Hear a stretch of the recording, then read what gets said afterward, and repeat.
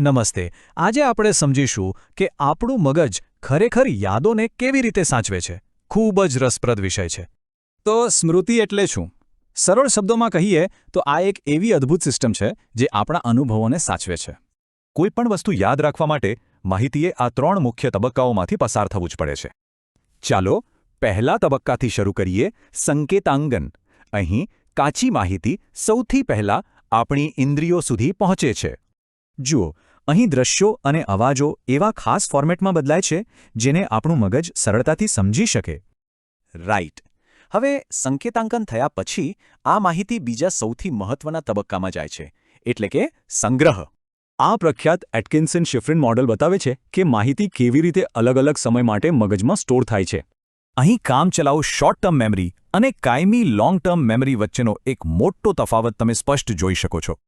મનોવિજ્ઞાની મિલરના મતે આપણી short term memory એકસાથે માત્ર 5 થી 9 જેટલી જ માહિતી યાદ રાખી શકે છે. તો આ મર્યાદા તોડવા અને માહિતીને કાયમી યાદ રાખવા માટે વારંવાર રટણ કરવું એકદમ જરૂરી છે. ઓકે, હવે છેલ્લો તબક્કો. જ્યારે આપણને સાચવેલી માહિતી પાછી જોઈએ છે ત્યારે આવે છે પુનઃપ્રાપ્તિ. આપણું મગજ યોગ્ય સંકેતોનો ઉપયોગ કરીને લાંબા ગાળાની મેમરીમાંથી સાચો જવાબ ફટાફટ શોધી કાઢે છે.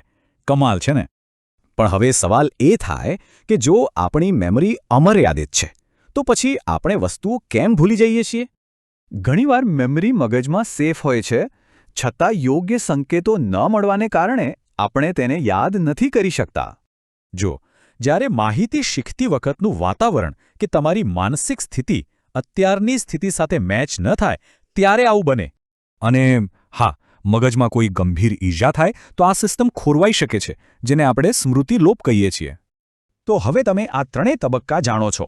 વિચારો, તમારી મેમરી સુધારવા માટે તમે કઈ આદતો બદલશો?